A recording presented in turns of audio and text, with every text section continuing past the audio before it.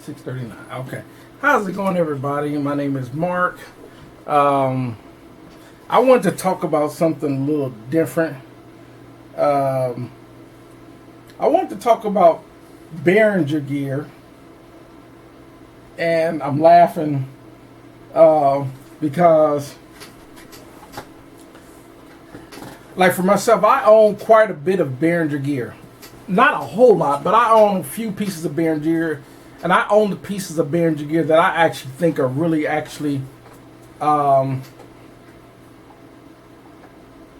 that are actually good, in my opinion. Now, I'm going to say with Behringer gear, first of all, my name is Mark, and I call my channel Mark's Music Place. But what I am going to sit there and say is all Behringer gear is probably not all their gear is going to be good. Most of their stuff is made in China. Not knocking China, because there are a lot of companies that build stuff in China.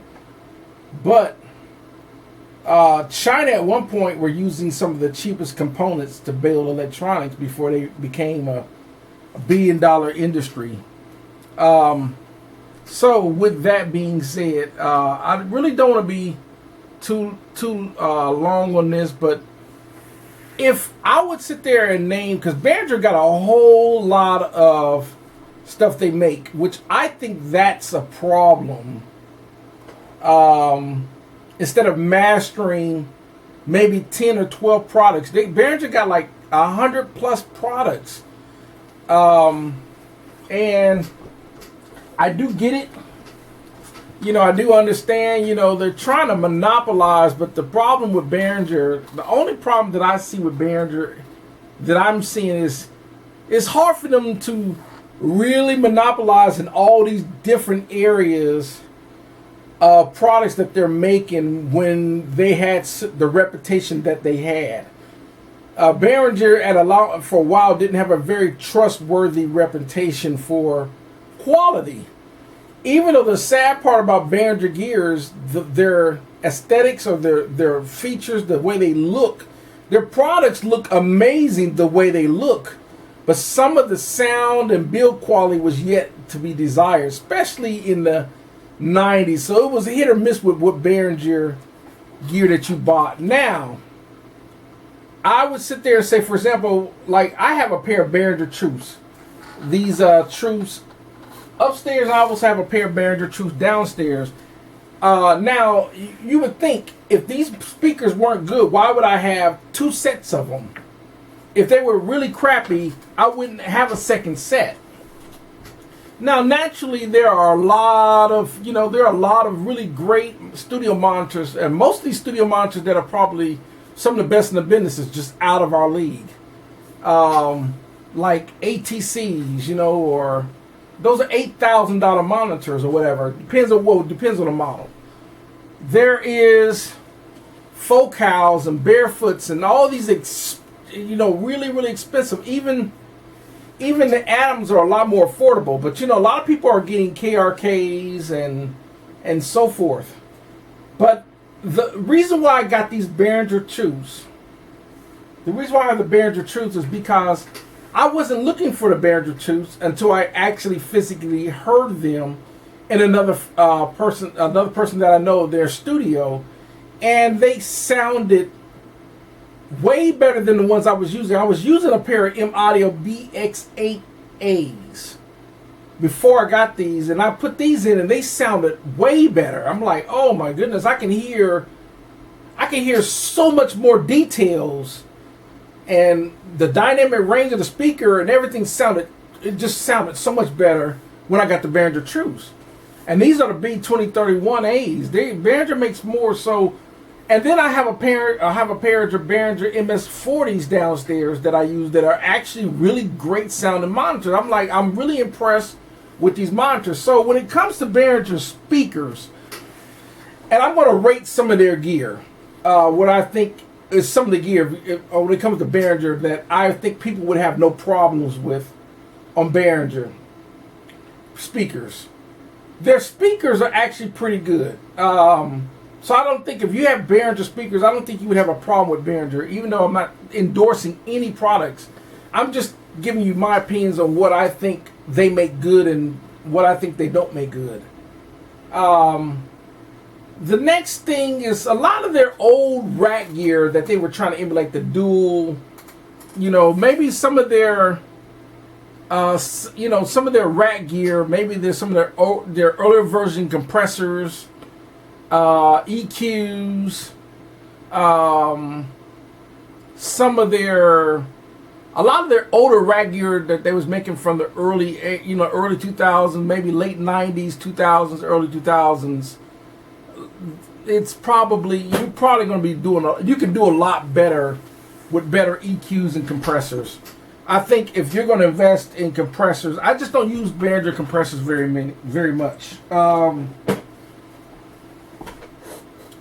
So some of their rack gear, and then I'm going to sit there and say I do have a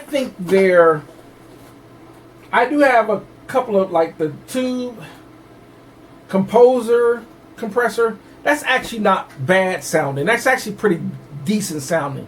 It's it's really actually very usable. But some of their solid state compressors, now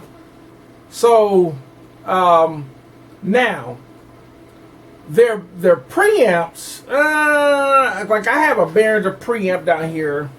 It's the vintage tube version, but it's not really a tube. It's just, I think out of anything, if you're going to invest, you can do better with maybe some arts or personas, or even, if you can get some high end, I think you would do a lot better with even the clone companies like Stam Audio, Warm Audio, and companies like that on the preamp, especially Warm Audio's version of the 1073. It's called the Warm Audio 73, or the Warm Audio Tone Beast. That is like a killer unit.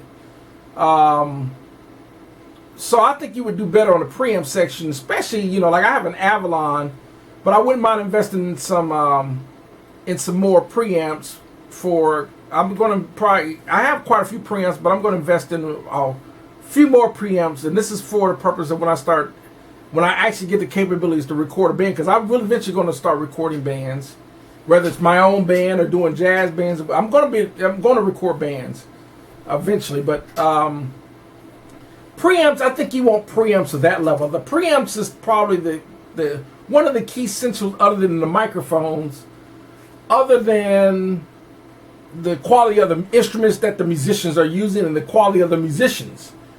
But the preamps and the mics are,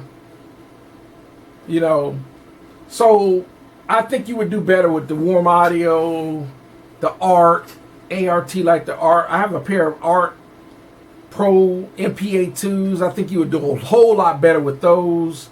I have a pair of Personas studio channel preamps. You'll do a lot better with those. But the Behringer preamps, no. I'm just not impressed with their preamps. Now, in their audio interfaces, they're using Midas preamps. They're using Midas preamps in their digital mixers and stuff like that. Now, those sound really good because it's Midas. Midas is Midas is a top company. So on the Midas stuff, I'm looking at my time. So on the Midas stuff, you can't go wrong with the Midas stuff. But what's good about Behringer today is Behringer has merged with TC Electronics, Midas, and some of these other companies that are industry leading companies in audio and recording. So they've gotten so much better with their stuff. Now, when it comes to their interfaces, like I have a pair of Behringer Firepower, the Firepower FCA, those are really stellar sounding.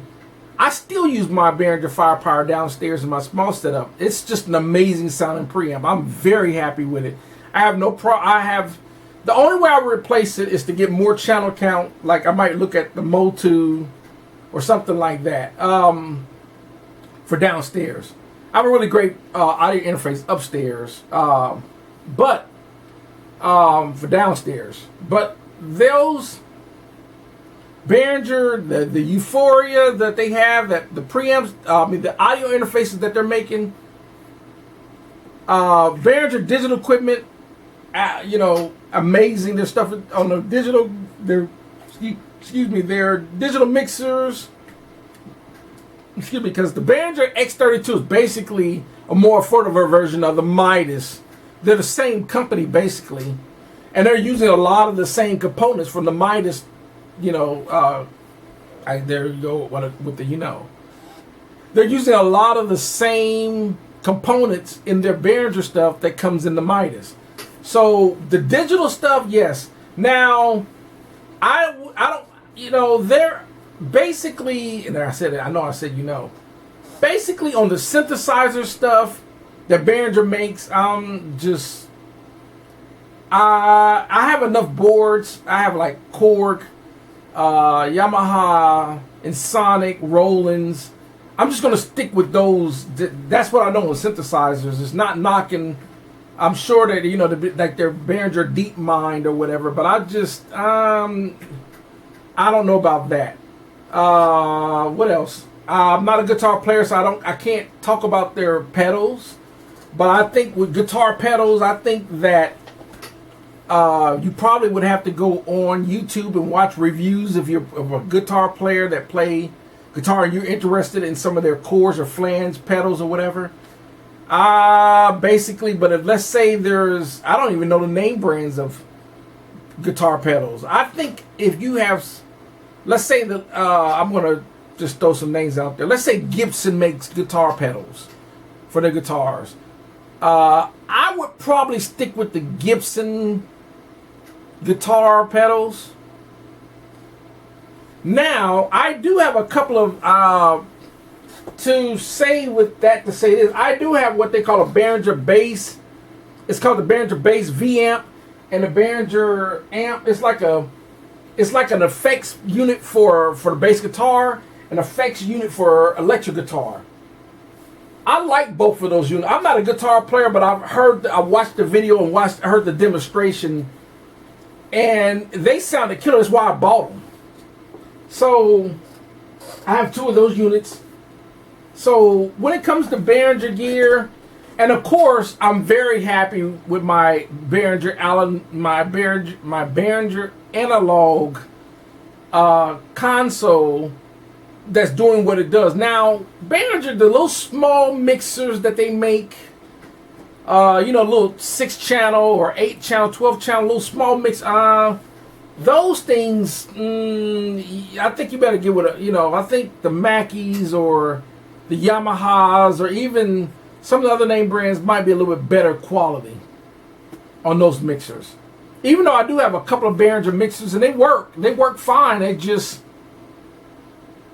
and I think one of the things that I don't like about those mixers is you don't have the ability to turn them off with a on and off switch. You just have to unplug them or plug them into a power strip and turn the power strip off to kill the power. I don't like that. Now my analog Behringer mixer that I have downstairs, the MX8000, does it sound like my Allen and Heath? No, my Allen Heath sounds better. But my Behringer MX8000 that I'm using sounds really, really good. But this sounds better. It's just because of Allen and Heath. It sounds better. But that's the reason why it's upstairs. Now I do have some Behringer patch bays. I have a pair unbalanced, a couple of unbalanced, and a pair of balanced patch bays. And eventually I'm going to swap these out to Nutrix and some other patch bays. Because these patch bays that I have, what I like about the Behringer is they have switches that you can switch between balance, between normal, half normal, parallel, and so forth. You have the option to switch between those settings by just a flick of a switch. But some of these channels are a little flaky on the Behringer stuff.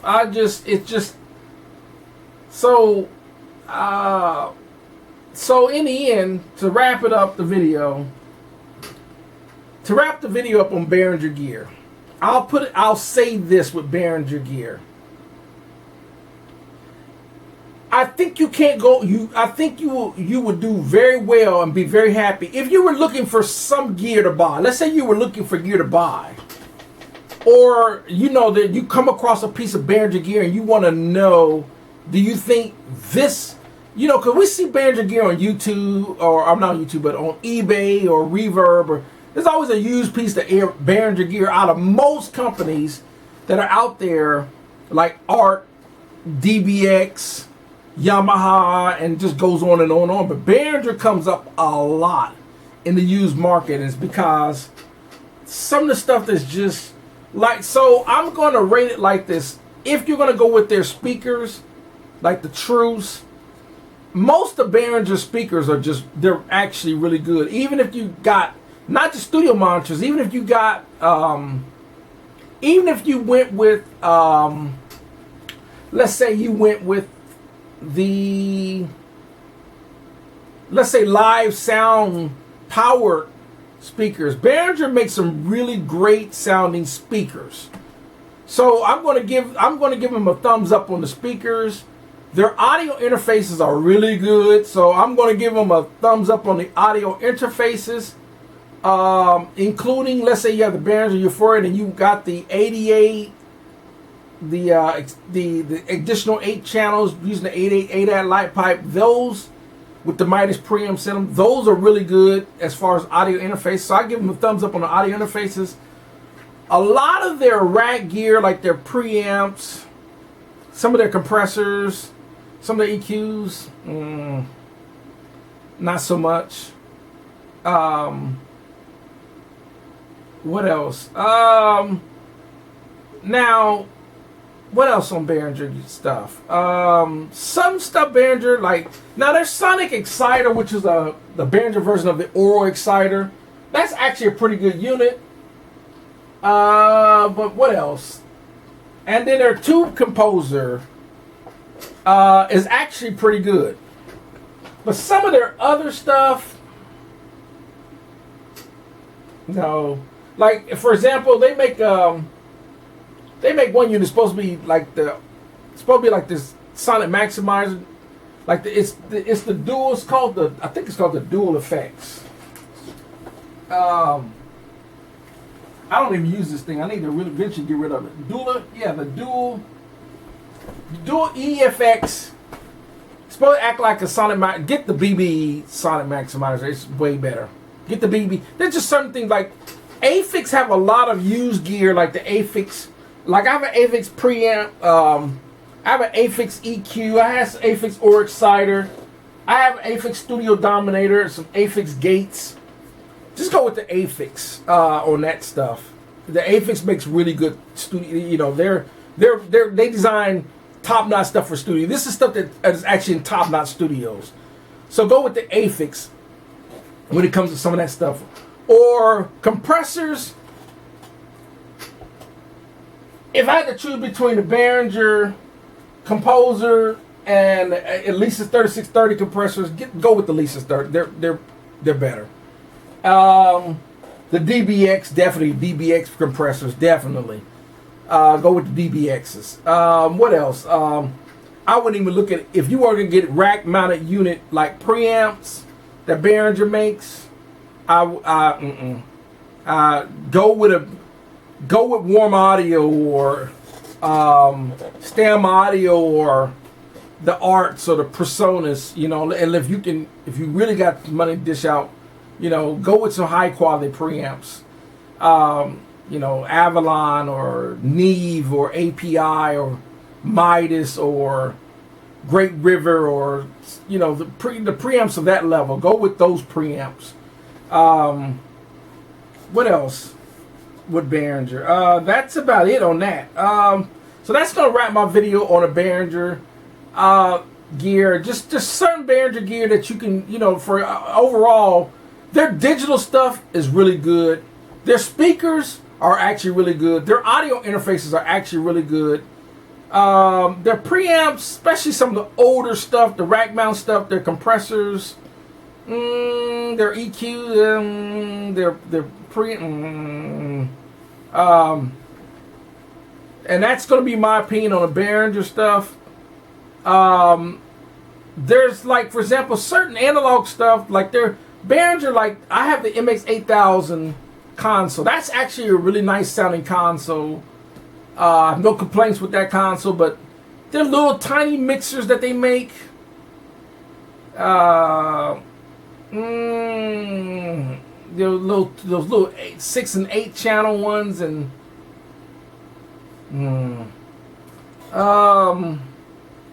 I'm not even looking at their synths. I just, when it comes to synthesizers, I know Behringer's making quite a few synthesizers. I'm just gonna stick with the Roland, the Korgs, the Yamahas. So that's gonna do it for this video. Thanks for watching, and that's gonna be my opinion on the Behringer stuff. What I would recommend and what I don't recommend. And what I'm going to do is, as I compile a list of Behringer stuff, I'm going to put in my description. I'm going to I got to remember to do this. I'm going to add in the description what I think is good as far as Behringer products, and I'm going to give my opinion on what I think is not good. As far as Behringer products. So that way you can form your own opinion, because some people actually do well with some of the stuff that I think isn't that good. Some people do well with it. And I'm not saying that they're geared to the stuff I'm going to rate that's not that good. I'm not saying that it don't work.